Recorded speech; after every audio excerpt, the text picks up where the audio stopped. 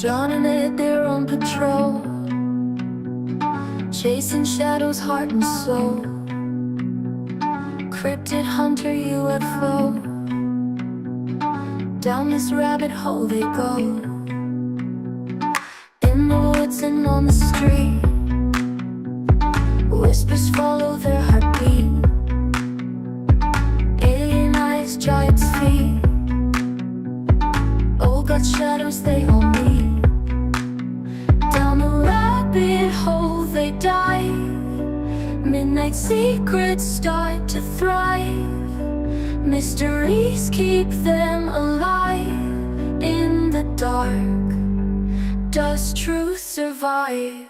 Haunted houses, midnight calls, endless echoes in the halls. Ghostly murmurs, secret falls, every clue, they chase them all.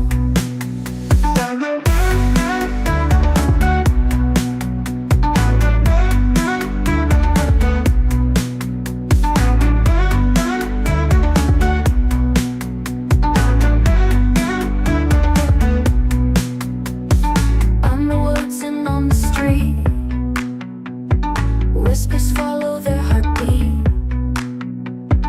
Alien eyes, giant's feet, all got shadows they all meet. Down the rabbit hole they dive, midnight secrets start to thrive. Mysteries keep them alive. In the dark, does truth survive? Haunting walls, they've got the key. Hidden fears, they set them free. Cryptid hunter, you and me. Down this rabbit hole, let's see.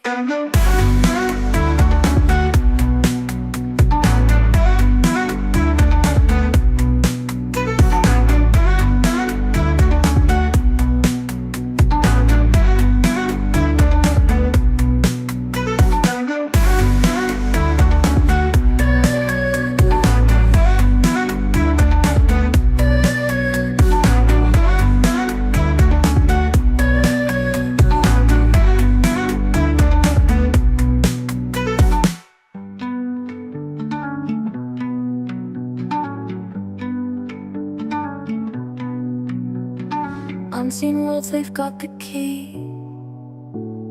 Hidden fears, they set them free. Cryptid hunter, you and me.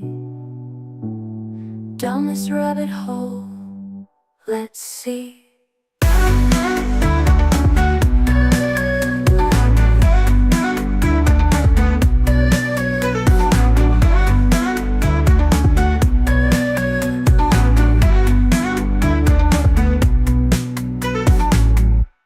Good evening and welcome back to another edition of The Rabbit Hole.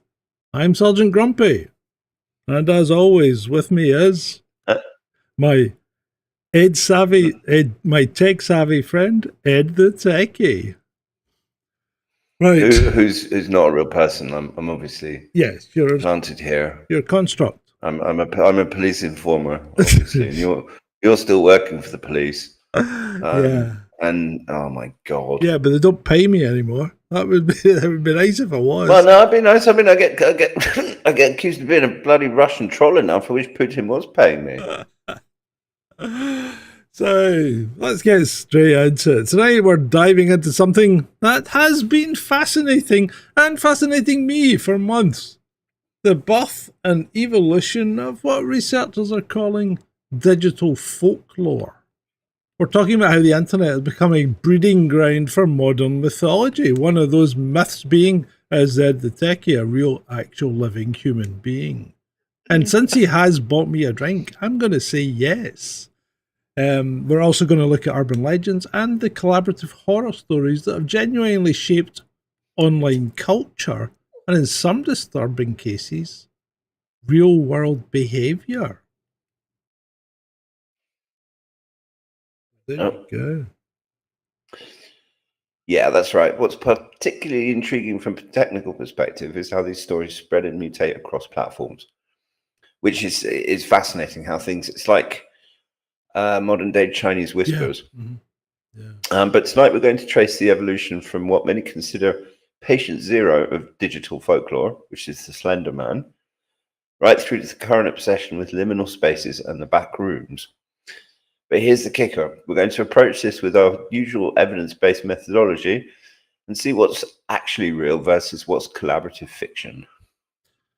Exactly that. And because while these stories might be fictional, their impact on people and communities has been very, very real. But before we even got digital, let's talk about the cold. Indrid Cold, the grinning man. All right, picture this. It's November the 2nd, 1966, and Woodrow, known as Woody to his friends, Derenberger, a sewing machine salesman, is cruising down Interstate 77 near Parkersburg, West Virginia. Suddenly, his truck gets blocked by what he describes as a UFO looking like an old kerosene lamp. Flat bottom, dome top, the works. Out steps, let's have a look, because we've got some slides tonight. Out steps the 6-foot-tall bloke with olive skin, dark hair, and a grin that could curdle milk. But here's the rub, he doesn't speak out loud. It's all telepathic. I'm cold, he says. Indrid Cold. A searcher from the planet Lanulus. Sounds like a bad sci-fi flick, right? But Derenberger swears it's real. And this kicked off a wave of high strangeness in the area, which ties into the Mothman sightings that very same year. Now, as a former cop, I've interviewed my fair share of witnesses, and Derenberger's story has evolved over time. He claims multiple visits, even a joyride to Lanulus, where folks run around nude in a utopian society, praising God and celebrating Christmas. His daughter, Tonya, backs him up years later, saying Cold had sons named Connor and Conrad. Were they from Ireland and Russia? And get this, she claims that Cold died in a spaceship chase when his spaceship crashed as they chased hostile humanoids. Yeah, but as always, we have to come back to, and I'm sorry for being skeptical, but no physical evidence, no photos, no artifacts. Just a salesman's word during a time when UFO mania was peaking post the 1960s space race. John Keel documents it in the Mothman prophecies, linking it to other grinning entities, but even he notes inconsistencies. Gray Barker, another UFO writer, amps up the sensationalism for book sales. Classic case of folklore feeding on itself. What do you think, chat? Huh? Misidentification? Hallucination? Something genuine? Ed? What do you think? That one has always sounded like BS to me. I mean, like it says, he's a salesman trying to... Look at him. Do you not think he looks really dodgy? He really does. He does. He doesn't look like the sort of person you want to be buying a car off. That's for sure. Yeah. Let alone a story about aliens. And it's also. I mean, it's a time when there's a lot of UFO mania, and a salesman, I think, naturally would pick up on that stuff, and maybe the more unscrupulous sort of salesman would try and use the story to make some money. And then, as always, there's the book. There's always a book. There is always a book. So, welcome everyone to the chat. We've got quite a lot tonight. Adam, Julie, Ray, Dreadeye, Beats and Tapes, Pigman. There's a new one. Welcome, Pigman. David Nolan. David Nolan says this is all educational for him. He's heard of the Backrooms, but not the Slender Man. Oh, wait till you hear about that. It gets worse. Shalini, Julie, who else? Who have I missed? Have I missed anyone? No, that's pretty much it at the moment, I think. Dave Barnes. Hi, Dave. Right. Okay, so Ed, I think it's up to you. It's down to you now, isn't it? Okie dokie. Right. So building on that, Indrid Cole isn't just a one-off alien tourist. He's part of a broader grinning man trope in folklore. Keel connected Cole to similar sightings, like in New Jersey, where two kids reported a tall, green-suited figure with a perpetual smile lurking behind a fence. No direct link, but the theme persists, unsettling smiles from otherworldly beings. This grin evolves in pop culture as well. In the Mothman Prophecies and the 2002 film with Richard Gere, Cold becomes this shadowy harbinger tied to disasters like the Silver Bridge collapse. Podcasts like Monster Fuzz dive deep, analysing how these stories spread via word of mouth and early media. Psychologically, it's fascinating. The suggestion and social contagion play huge roles. And during the 1966 to 67 West Virginia flap, with Mothman terrorizing Point Pleasant, people's expectations colored their experiences. Cold's normal man, in speech marks, description from Darren Berger's family, later morphs into the grotesque grinner, which shows how these myths mutate.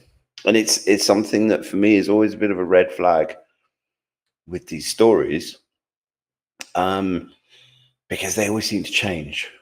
The least credible UFO witnesses are the ones whose stories effectively evolve over time and they get more and more bonkers. Now, from a technical angle, this is pre-internet virality, spread through books and radio, but it sets the stage for digital legends. So, Sarge, how does this tie into modern creepypasta? Well, that's again a tale in itself, isn't it? Indrid Cold's grin didn't fade. It digitized. It entered the internet age where folklore goes viral faster than a cat video. Take Jeff the Killer, a creepypasta staple with a carved permanent grin and the catchphrase, "Go to sleep." Hollow eyes, pale skin, stalking victims, echoes of Cold's unsettling smile and telepathic chats. This grinning figure archetype thrives online because it's primal. Smiles should comfort, but twist them and you've got instant unease. Cold's evolution from roadside alien to cultural icon mirrors how urban legends adapt. In the 60s it was UFOs, now it's Slender Man and beyond. Speaking of evidence, or indeed lack thereof, Derenberger's tale has zero corroboration beyond his family. As a cop, I'd call this, well, it's not quite hearsay, but the family stuff is. But it inspires people. Filmmaker Seth Breedlove's docs question the grin emphasis, suggesting it was added later for drama. Intriguing, but still not convincing. So Ed, let's start at the beginning of the digital folklore. Take us back to June 2009 and tell our viewers about the digital birth of what would become one of the internet's most enduring monsters. Right, so picture this. It's June the 10th, 2009, and on the Something Awful forum, there's a Photoshop contest asking users to create paranormal images. Now, Something Awful wasn't just any forum. It was frequented by fans of science fiction, fantasy games, and people who enjoyed a good prank. A user named Eric Knudsen, going by the pseudonym Victor Surge, submits 2 black and white photographs showing groups of children with a tall, thin, spectral figure lurking behind them. But here's what made this different from other contest entries. Knudsen didn't just post photos, he added what appeared to be a witness testimony, or witness testimonies, I should say. Under the first photo, he wrote, "We didn't want to go, we didn't want to kill them, but his persistent silence and outstretched arms horrified and comforted us at the same time." 1983, photographer unknown, presumed dead. Found footage in photograph form. And that is where it gets interesting from an investigative standpoint. Because what would you say, Knudsen? What Knudsen did, whether intentionally or not, was sow the seeds. He created what we in law enforcement would recognise as corroborating evidence. He wasn't just showing us a monster. He was giving us witness statements, dates, locations. This wasn't presented as fiction. It was presented as documentary evidence of something real. A bit like, if you've watched The Hunt for the Skinwalker and things like that, it's an entertainment show. There's no real evidence there, but they treat everything as if there's something there and it's real solid evidence when there's actually nothing. And this was set up exactly the same way. So within weeks, other forum users began contributing their own evidence. More photographs, newspaper clippings, even children's drawings. By the end of June, the thread had grown to nearly 200 pages, and they were describing Slenderman as an ancient entity with roots in Brazilian cave paintings and Egyptian imagery. That's classic collaborative mythology building. But it's happening in real time, remember, on the internet. And that's with people you've never met in person at all. Strange. Very strange. But it's also, you see it happening on steroids now. These myths are being built and destroyed, or built and added upon over the space of hours, not days or weeks. And someone will start a rumor, or they'll misidentify something, and whole legions of people will suddenly jump on it and start feeding on it, on itself and everything else. But what's fascinating is how quickly this moved from a forum thread to a multimedia phenomenon. Just 10 days after Slenderman's creation, a YouTube series called Marble Hornets premiered.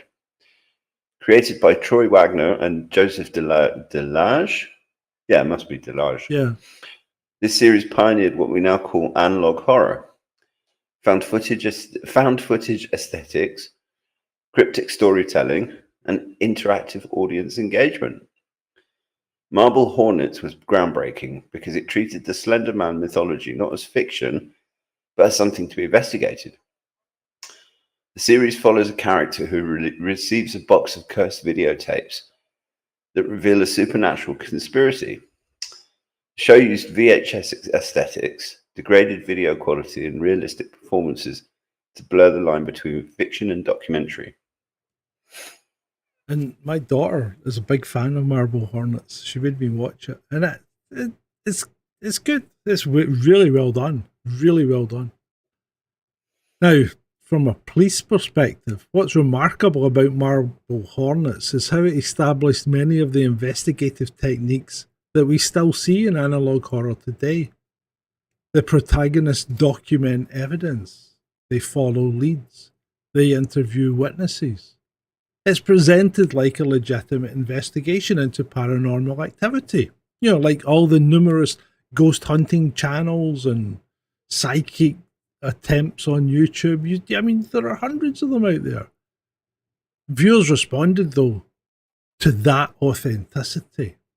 This series garnered over 500,000 followers and spawned dozens of imitators.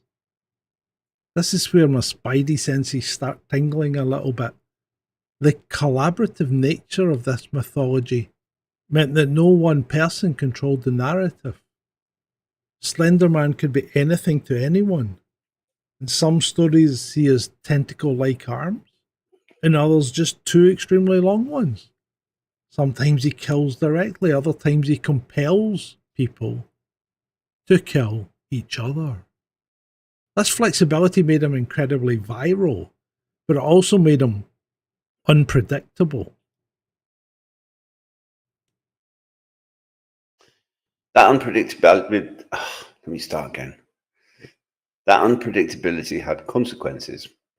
The most tragic occurred on May the 31st, 2014, when two 12-year-old girls, Morgan Gazer and Anissa Wire, lured their friend Peyton Leutner into a Wisconsin park and stabbed her 19 times.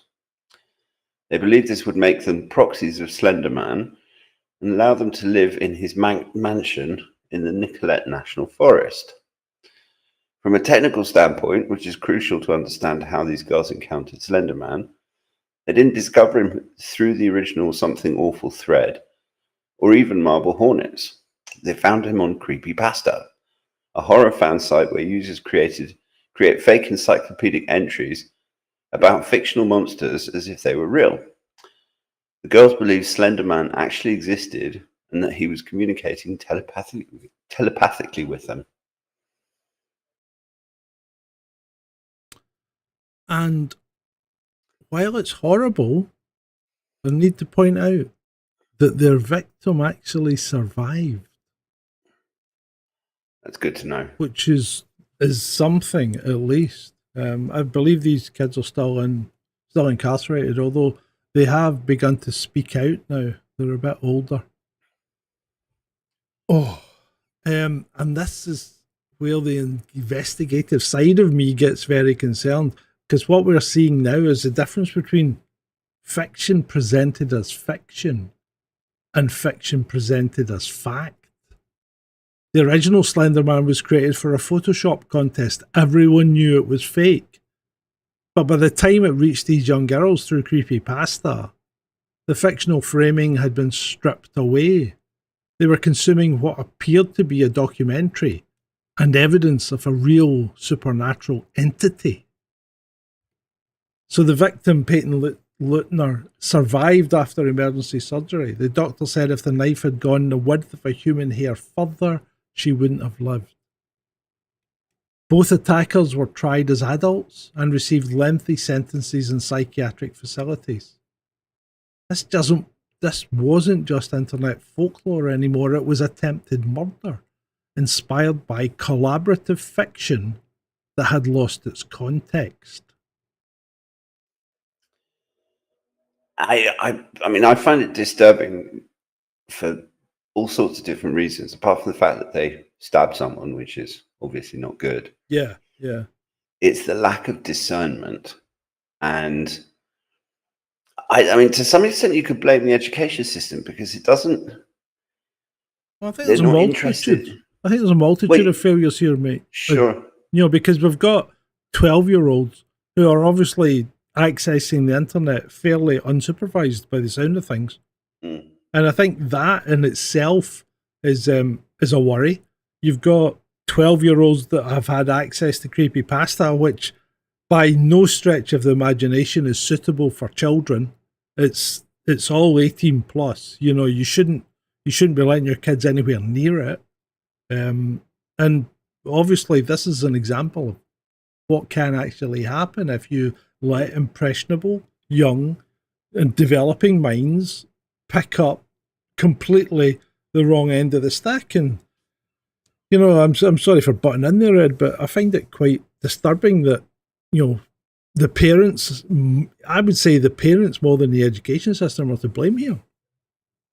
Yeah, I mean, ultimately it's the parents that are raising them, but it's also the overall culture, which doesn't seem to value skepticism anymore. You have to you have to follow, even before 2020. Yep. You have to follow the herd. Yeah. And they don't seem to be teaching discernment. But you would think this would have killed internet folklore, but instead it evolved. Around 2018, 2019, we started seeing the emergence of what became known as liminal spaces, a new aesthetic trend that focused on empty transitional spaces that evoke feelings of unease and nostalgia. The term liminal comes from the Latin limen, meaning threshold. In anthropology, it describes ritual spaces and temporal transitions. But online, it evolved to describe physical spaces that trigger what researchers call uncanny familiarity, places that seem simultaneously recognizable, but also at the same time alien. These spaces typically feature fluorescent lighting, dated architectural elements, repetitive patterns, and most importantly, an absence of human activity. Think empty shopping malls, deserted school hallways, vacant office buildings at night. The aesthetic gained massive popularity. The liminal spaces hashtag on TikTok has garnered nearly 100 million views. And what's interesting about liminal spaces from a psychological perspective is that they tap into something primal. As humans, we're wired to find completely empty public spaces unsettling because they suggest something has gone wrong. A shopping mall with no people, a school with no students, an office building with no workers. Think how uneasy you feel if you're the last person in the office, or you're walking around a warehouse and you walk down 3 or 4 lanes or whatever and you don't see anyone. You immediately start to feel uneasy. These environments trigger our threat detection systems because they're not supposed to be empty.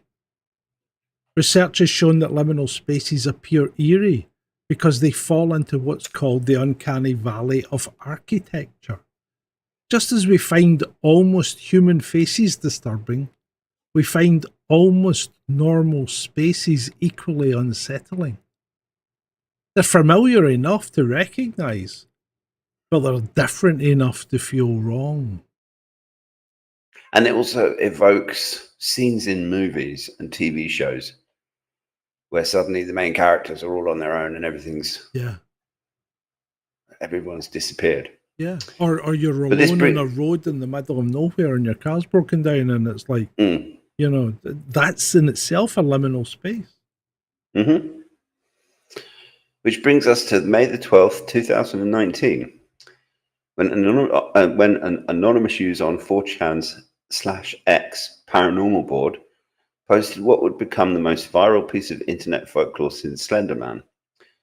The post simply asked users to post disquieting images that just feel off.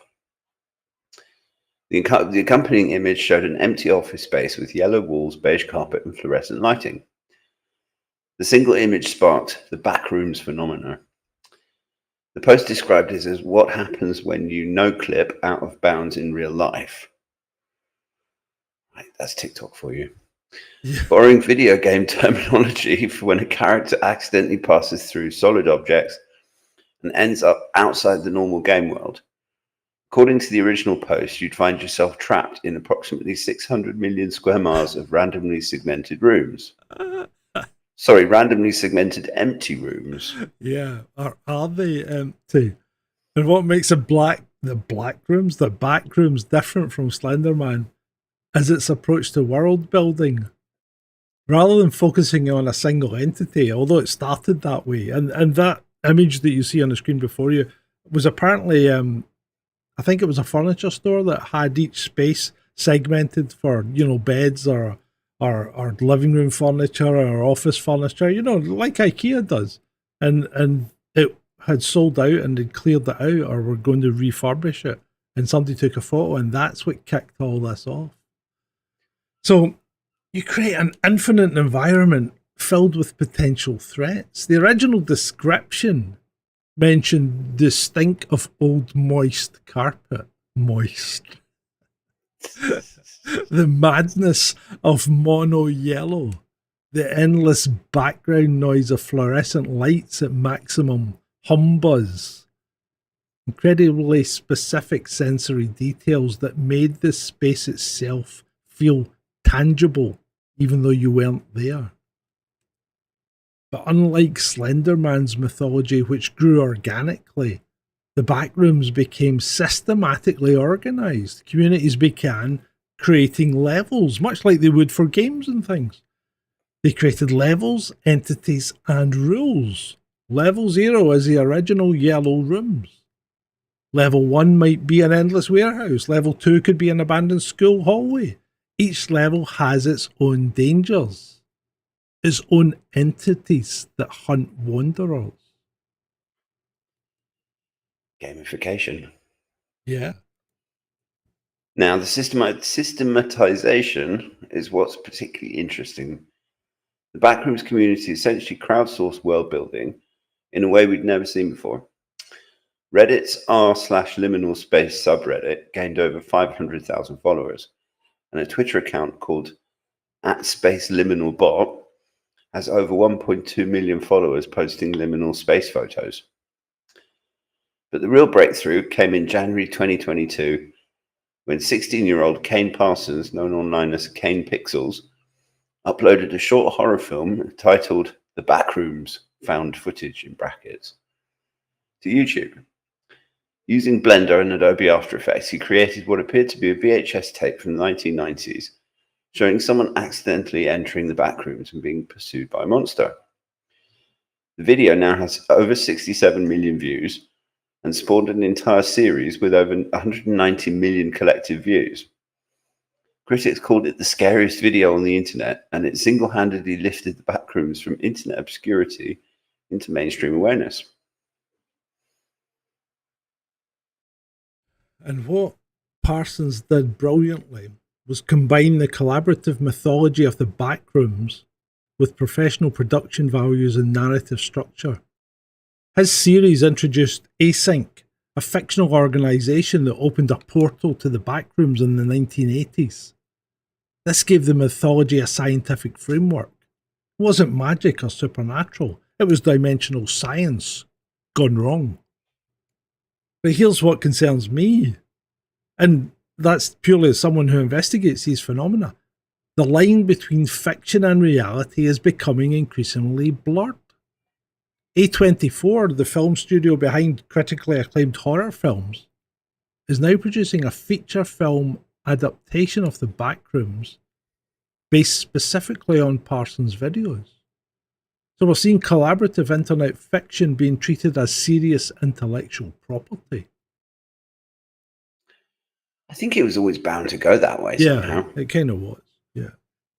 And I mean, because these filmmakers are going to get ideas from stuff they see in the culture around them. Mm-hmm. And particularly when something garners that many views and that many followers and that many people who are interested in it, you'd have to be a bit of a silly filmmaker not to think, well, let's tap in on that. Yeah, yeah. Now, the Backrooms have been adapted into numerous video games across platforms like Steam and Roblox. An indie game was released just 2 months after the original creepypasta. Co-op multiplayer games like Escape the Backrooms allow players to explore the mythology collaboratively. What's particularly interesting is how AI and procedural generation are being used to create infinite variations of liminal spaces. Developers can now create algorithmically generated versions of empty malls, endless office buildings, and vacant schools. The technology exists to make the Backrooms feel genuinely infinite. Indeed, it's like does. Sorry, just go on. It's like a merging of the video games world and the real world. Yeah. Maybe it is an actual merging, or what would you call it? A merging of our simulation with simulations that we've created. It's good. Well, mental. But let's not go there. But let's step back and ask the fundamental question: what does this all mean? Because we've traced a direct line from Slenderman. In fact, we've traced a direct line from Woody Derenberger and his grinning man. You know, the Ingrid Cold guy. We've traced a direct line from them all the way back up to 2025 to the Backrooms, the phenomenon that we have today. And what we're seeing is the emergence of digital folklore as a legitimate cultural force. And these stories aren't just entertainment. They're shaping how young people understand reality, mythology, and community, much like movies did for us, you know, when we were growing up. Research from 2024 shows that liminal space images became viral specifically because they made people feel uncomfortable. Studies found that the presence or absence of people and objects was closely related to the discomfort these images generate. We're essentially studying the psychology of unease and turning it into entertainment. From a sociological perspective, what's fascinating is how these phenomena represent a broader feeling of disorientation in modern society. Many liminal spaces feature locations common in childhood memories, schools, playgrounds, shopping malls, that kind of thing. Yeah. But they're presented as abandoned or decaying. Now, this could reflect collective anxiety about growing older, losing touch with simpler times. And I think the more crazy and insecure the world gets, the more people are drawn to this kind of thing. Yeah. As an escape almost, or I mean, I find it, it's fascinating and disturbing in equal measure. Now, the internet has become a space where the collective unconscious can manifest and evolve in real time. The Backrooms in particular tap into shared human experiences of boring institutional architecture, the kind of bland corporate spaces we all recognize but nobody really likes. Which is actually a really good point when you stop and think about it, because if we were talking about old cathedrals, or some of these more castles or whatever, the sort of spectacular buildings people used to build in the olden days with far less equipment and know-how and technical ability than we've got now, and the more we seem to develop our technical ability, the more rubbish the architecture becomes. It's just steel boxes of different shapes and sizes. I know, that is. And it brings us to our conclusions. What have we learned from this deep dive into digital folklore? First, that the internet has fundamentally changed how mythology develops. And I don't think we can deny that now. Traditional folklore that evolved over generations through oral tradition has now been surpassed. Digital folklore evolves in months or even days through collaborative creation. I mean, you think about it, Ed, it could have been worse. People could have picked up on, the fact that you aren't real, and it could be worldwide by now, I mean, but that's how quickly these things can expand and explode. Absolutely. Lies can go viral.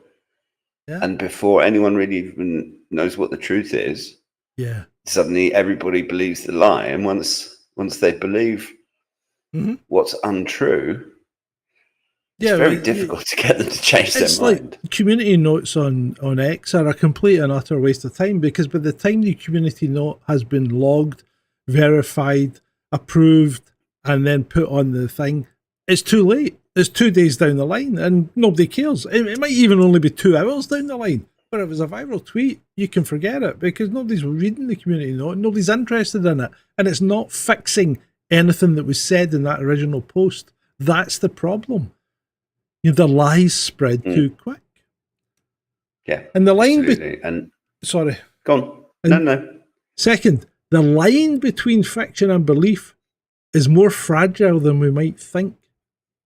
The Slender Man stabbing shows us that fiction presented convincingly enough can inspire real violence. And I think this isn't the only instance of where this has happened. I can't remember off the top of my head, but there's a lot of it.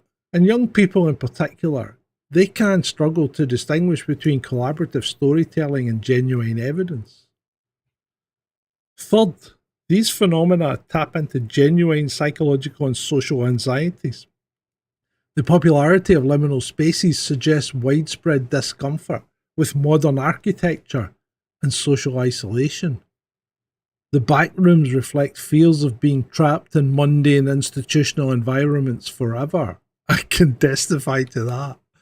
When you walk into an empty bank, call centre or operations room at 7:30 in the morning, and you sit at your desk, and then you watch and see the people filing in soullessly, sitting at their respective desks. You think, There's got to be more to life than this. And then there was. They called it COVID.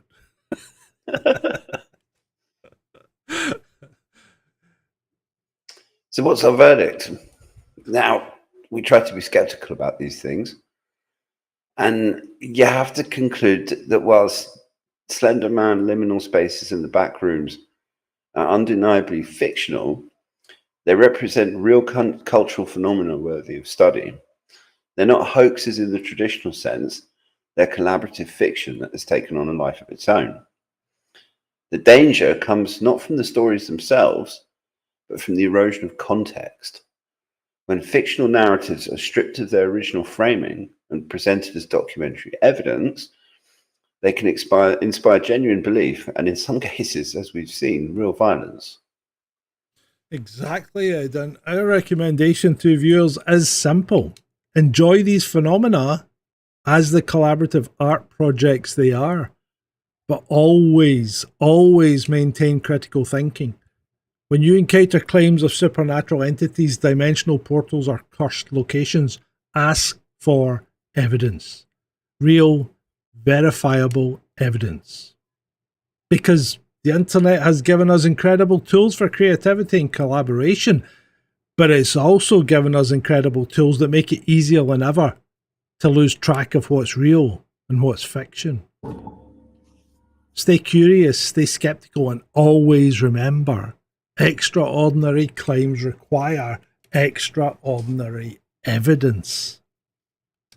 Don't they, Ed? Don't they? Yeah, they really do. And Yeah. I mean, especially with AI, video generation, and image generation, and all of the advances in what people can do with computers, Yeah. you have to be skeptical. But at the same time, there is such a thing as taking it too far, like the whole "I'm not a real person" thing, Mhm. and these idiotic arguments, in my opinion, that Lucy Connolly is anything other Yeah, I than a real know. person. Well, it's actually you're quite right on this, and and thinking about these digital folklore things, they've expanded into people looking at real world events and saying, well, that's fiction, and it's not fiction. With the best will in the world, somebody did it. It happened, and I mean, let's face it. No matter how 9/11 happened, they fell down. It happened. So it's not a Yeah. fiction. Well, there are real, and another example is there's real artists. There's a young lady on X, Sophie something or other, who does drawings mainly, but she paints. Is that the girl that does the pencil drawings? No. Yeah, she Right, does pencil okay. drawings, and she's brilliant. Yeah. But she said she's posted numerous times that she keeps getting accused of generating AI stuff and doing it all with computers, and it detracts from kind of her art and other artists who put their blood, sweat, and tears into these pieces, only to be accused of using a computer to generate them. Yeah. Yeah. And I think, I mean, personally, one of the things that you always have to remember with technology is that when a new technology comes out, everyone goes crazy about it and people are using it for everything. Yeah. But over time, things settle down. They do. And you find that people are more discerning. People realize, oh, that's just internet art. That's not the same as a person drawing something. And I think that particularly when it comes to art and probably stories and most things, it doesn't matter how good the AI gets. I still think people are going to appreciate human created artworks over machine created artworks. Well, I hope so. Because one of the reasons that you can tell, I mean, I realize AI image generators have had problems with fingers and hands and stuff like that. But in some ways, they're too perfect. Yeah. And it's the imperfections that come with a flesh and blood human creating a piece of art that actually make it special. Yeah. Yeah. No, I think you're right. And, I think the problem with AI storytelling and things like that is it follows a formula that if you don't put any human impact into it, it very quickly becomes repetitive, you know. But yeah, I think, but going back to the psychological aspect of some of the creepypasta stuff and things like that, I think a lot of it got people, or maybe not that in particular, but people seem to be taking real world events and constructing wild narratives around them that don't stand up to any kind of scrutiny. You know, and we know that things happen all the time, but I mean, someone the other day said they thought, the Epping thing where the police escorted, a group of counter protesters in, and they did appear to do that, and I think that did happen, right? But people are saying those counter protesters were all undercover cops, and that's just not. If that's the case, then the rule of law and order has completely broken down, and we're living in a society that no longer functions. And I don't think we are yet, because there'll be a couple of undercover cops in that group, or not in the group, but on the out fringes of it. They'd be in planers, they'd be tagging along as, viewers and things like that. But they wouldn't be participating. If you've got cops participating in fomenting violence, then the rule of law and order has completely broken down. And that's just, in my view, and in my experience, and I have over 30 years of working with the police, that's never happened. That's the kind of thing that's left to secret security services, and the police would never know about it. They would never be involved in it, and they wouldn't even be told that it was going to happen, because then the police would act differently. And I think people are taking a step too far. They're making up these stories about everything, from climate change to, the police helping out, doing things and fighting against people and stuff. I think we're going too far the wrong way. I think we've really got to try and think, put the critical thinking in there and ask for evidence. That's all you need to do. Just ask yourself for evidence, And also the police wouldn't need to do it themselves. If they've got a handy group of Antifa dickheads who are more than happy to cause problems, or riled up people who are spoiling for a fight. I mean, it's one thing to make it easy for them to get to somewhere, and it's another thing to actually be them. Yeah, so a couple of things from the chat. Adam says he's not so sure, right? Spy cops, right? Well, I've worked in the police, and I've worked with the police. I've got friends in the NCA. I've got one friend who's a chief superintendent in Greater Manchester. So I know what really happens, and that's not how the police work, right? Police don't work like that at all. Even the NCA don't work like that. You've got to go to the security services before you start getting involved in things like that. So there is no doubt in my mind there will be deep undercover people who have infiltrated that Antifa, but they'll not be cops, they'll be security services. This isn't America. This isn't Hill Street Blues or whatever. These people will be MI5, MI6 if they're abroad, but MI5. They'll be security service personnel. They won't be cops. And they'll be so deep and so entrenched in it that you wouldn't have stand any choice of spotting them. And Shalini says, and sorry Ed, I just want to cover these points. The other thing Shalini says is the police are not on our side. Hampshire police are doing the same. I don't think the police should be on anyone's side. The police are there to do one job, and that job is to uphold law and order and to treat people fairly and without, bias or preferential regard. Now, if they're not doing that, they're not doing their job. But the police don't pick sides when it comes to people protesting. They should be reacting. And if you're getting more violence from one than the other, then they should always be picking on the people that are given more violence. Now, if that's not happening... Sorry to interrupt you, but the problem with policing in modern Britain is that they do seem to have taken a side. Yes, right, okay, I know, but you have to show me the evidence. And this is the problem. It's really hard to pick up. Who's providing the biggest source of danger, you know? And that's what you've got to... And then you've got to work with what's your resourcing level as a commander on the ground. How many people can you deal with? What kind of stuff can you do to stop something happening? And if you've got a big bunch of peaceful people and a real bad group of agitators, you got to separate them, right?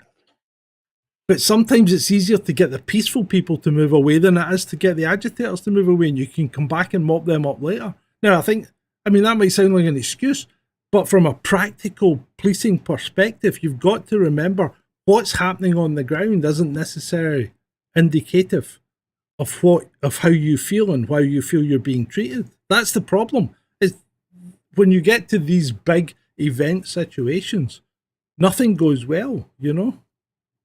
Regardless of which side you think the police are on, because I'll be honest, the police hate everybody. Because you're just getting in the way and you're making their life harder, and it's going to take longer to go and get my break, right? So, you know, they shouldn't be on any side. They should just be wanting to get the situation resolved and get everybody the hell out of there. And make sure that things stay safe, that people aren't, that people who are causing damage or hurting people are arrested and charged with the appropriate crime. So I haven't seen the press conference that Shalini's talking about. Now, I've heard that this chief constable said he was only acting on orders from the government. If he said that, he should be fired, because he's the chief constable. He makes the decisions, not the government. The chief constable can turn around and tell the government to get to fuck, because he's policing the situation, and until he has lost control of it and signs it over to the army, then the government has nothing to do with it. The government sets policy. They do not police operationally. And if that's the case, that guy needs to be out on his ear, if that's what he said. Part of the issue now is that it's because of the way government is now, and particularly the British government getting more and more and more authoritarian. Yeah. Mm-hmm. I can completely believe that guy got orders from on high, and he's been put specifically in his place because he'll follow those orders. Yeah, well, rather than giving the job to someone who's more independent minded. Yeah. Well, that's a possibility, and things have probably changed a lot since I was in the police. Although, my last dealings with the police were 2019, so I'm not out of the loop that long ago. If the case is that they have replaced these people with people that won't stand up and do their own job, then they need to go. Simple as that. Because the problem is, too many people do what the government says.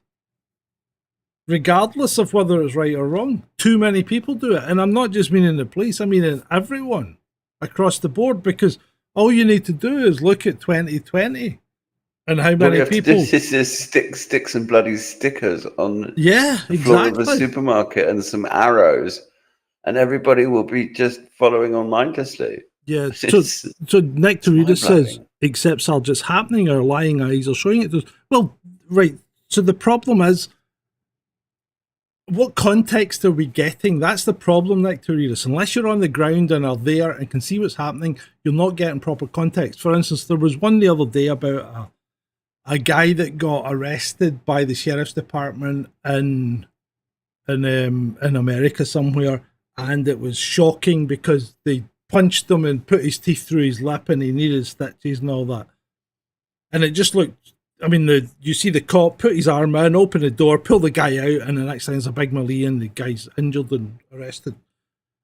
And that's one context. The second context is when you saw the whole event, which involved a car chase, them bringing them to a halt, him refusing to open the window, them having to break the window to get into the car and then pull him out. It puts it all in context, you know? So you've got to...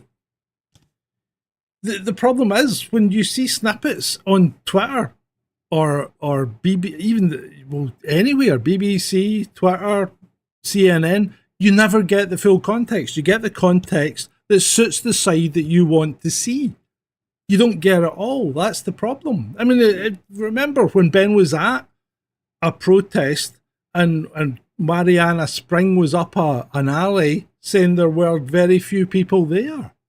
When, just down off the alley, there was hundreds of thousands, if not millions of people walking by. But that's the context, and that's what's missing. And Ben was able to give us that context. So you got to be there. That's the problem. Because we've just been talking about lying on the internet, and everybody does it. Everybody's still doing it, and you can't do you can't get the context. That's the problem. Mm. Yep, absolutely. And it's, I think lack of context, but when we're talking about things like liminal spaces and some of this other internet mythology, I think some people will genuinely buy into it. Yeah. And some people will go along with it because it's fun. Mm-hmm. And some people will go along with it because they're the ones creating the stories, and it gives them some sort of sense of power and authority and makes them feel special. Yeah. I mean, I like going to sleep to these stupid stories. I was alone on a space station or whatever, and some of them are quite well done, and I drift off, but I don't believe any of them for an instant, and obviously you shouldn't. But the problem is when you get back to things like creepypasta and liminal spaces and the Backrooms and Marble Hornets, as they become believable. It's like when you first saw the Blair Witch Project, and this was this must have been when back in the... When did I see the Blair Witch Project? When was that? Back in the 90s? But you late 90s, early noughties, I think. Yeah, but you come out of the Blair Witch Project, and for an instant you're thinking, what actually happened there? Was that found footage? Was it real, Because it's really inconclusive the way it ends. And that's the sign of a cracking movie. But that's all it is. It's a movie. It's entertainment.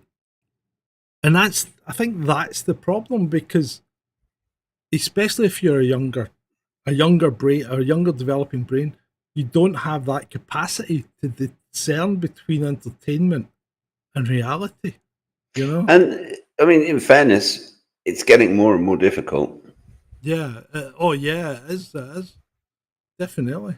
And kids are more and more getting screens shoved in front of them because it keeps them quiet and stops them being annoying, Whereas before, you had to go and make your own entertainment. Now, it seems to be that parents feel that they are duty bound to entertain kids, and that just seems alien to me, because when I grew up, you didn't want your parents there. You wanted to be able to go and play on your own, Yeah, you also experience the world. It's just being stuck in front of a computer game or a tablet or the internet or whatever. That's not the real world.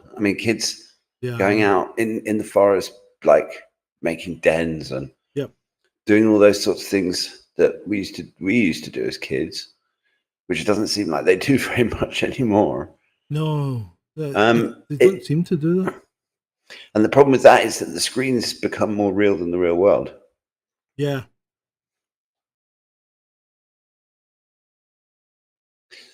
But I think we've covered that one quite nicely. Yeah, I think we have. There's a couple of, if the audience is interested, other things that are a bit like Ingrid Cole and have come on from it. Jeff the Killer. So a prominent grinning figure in internet folklore is Jeff the Killer, whose permanent grin and hollow eyes call to mind urban legends like the Smiling Man. There's Smile Dog, represents a viral evolution of the grinning theme, featuring a cursed image of a dog with an unnaturally human grin. This creepypasta leverages our modern fear of viral content and the uncontrollable nature of the internet. What else we got? Shadow People and the Hat Man. So the Hat Man is apparently someone who comes from a parallel dimension, described as a human shadow person who appears after someone takes too much medicine, particularly Benadryl. Which is a bit strange. So the Hat Man's characteristics are: appeals to individuals in vulnerable states, described as tall and wearing distinctive clothing, having an unsettling presence that affects witnesses psychologically, and exists in the liminal space between hallucination and supernatural encounter. Yes, and there's other people that you could always look into, like Spring-Heeled Jack. But we've done that one before, haven't we, Ed? Yeah, I think so. So did I tell you about my strange experience? No. So last weekend, I woke up, or I thought I woke up, say about 4 o'clock or something like that in the morning, and there was a not a glowing portal as such, but a round portal covered in shimmering dark, almost like wraiths, but just cloud type thing, right? And you could see through this portal to a street scene that was like the angle, the angle of Coronation Street when it starts, when it's going over the roofs of the houses. It was a bit like that. And I'm looking at this, thinking, that's weird, right? And then I thought, I want to see what's further in. And so it just automatically started zooming me into it, right? And that's when the cat appeared. As I'm getting closer, there's a cat appears on what would be on the other side of the portal, and it's looking at me. And I'm looking at it. And it keeps zooming in until the cat is filling the portal, and I'm thinking, I don't like this. I just don't like this. And I turned over and went back to sleep. I am assuming I was dreaming, right? Because when I woke up in the real morning, no, I wasn't drinking. I was not drinking. You always get more vivid dreams when you're not drinking, I would say. I would say I was asleep for the whole thing. But this begs the question then. If that had happened to someone who was a different type of personality, would they say, I nearly got abducted? Maybe. Or possible. was a demon cat trying to steal my soul? Yeah. No drugs, no alcohol, nothing. Well, you don't need it. I mean, the human mind doesn't need stuff like that It doesn't. To create, to see patterns and join dots that aren't there and see things from a particular perspective where something looks like it, and part of your brain that's in charge of discerning these things is shut down because you're asleep or dreaming or whatever. And yeah, I mean, it's the same as a dark, empty space conjures up images of someone jumping out at you. Even if you're all alone at home, all the doors are locked, there's no possibility that anyone could come in. You walk into a dark room, and it can be, you can feel like, oh, this is a bit creepy. Mm. And then if there's a shadow that looks a certain way, that maybe looks a bit like a human form or something, and you kind of catch it, you have to kind of keep your feet on the ground. You do, mate. You do. And it's easy to get caught out. It really is. Mm. And the thing is, it's getting easier to get caught out by the quality of some of the material out there. Absolutely. Yeah, it really is. I think that's one of the problems with internet mythology, is that there are people who put huge amounts of time into making some of these videos and these pictures and stuff like that. And okay, if they just sell it as a piece of art, or a funky video that they made in Adobe Premiere, then that's one thing. But if they stick it online trying to claim it's real and give it a whole backstory and stuff like that, guaranteed there'll be people that fall into it and end up believing it. Yeah. Yep. Right. Well, we could probably go on all night, but We've got a long show to look forward to tomorrow. So yeah, we do. I think we should call it a night. It's all in tomorrow, and it's all kicking off. It's just God, the world's gone. When is it not bloody kicking off for all in? And remember, people, Donald's coming to visit me tomorrow. He'll be arriving at Prestwick round about, I don't know, I'm not quite sure what time. It's probably restricted. But Donald's coming into Prestwick Airport tomorrow morning, which is only 30 miles down the road from where I am. So, and then he's going to visit his golf hotels. He's got one in Turnberry, and he's got one up in near Auchtermuchty. Oh, and then there's the one up in Aberdeen, isn't there? He'll probably go by helicopter, though, I would imagine. God, no doubt. Marine One will be at Prestwick already. They might even fly over your house. But I'm melting. Let's call it a night. I'm done. Let's call it a night. So remember, people, if you want to be advert free, you've got to make donations. Remember that. PayPal's still there. Tomorrow night we will be doing All In, and as always, we'll be starting at 9 o'clock. So see you then. It's been great for me. Been great for me. Been great for you.